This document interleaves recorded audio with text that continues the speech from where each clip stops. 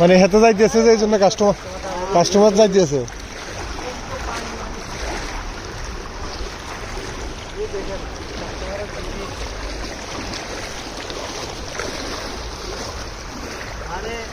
আমাদের দেশে একটা প্রবাদ আছে না, যে দুধ বিক্রি করে সে মানুষের ঘরে ঘরে যায়, আর যে মদ বিক্রি করে তার ঘরে মানুষ যায়। আমি অবস্থা এত বড় দোকান, দুধের দাম নাই কিন্তু ইয়ের দাম, মদের দাম বেশি, ইয়ের দাম আছে।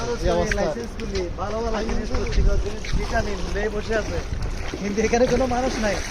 আর এই দেখুন তাপ্পা নিয়ে আসছে, দেখেন মানুষের কি অবস্থা, দৌড়। হ্যাঁ।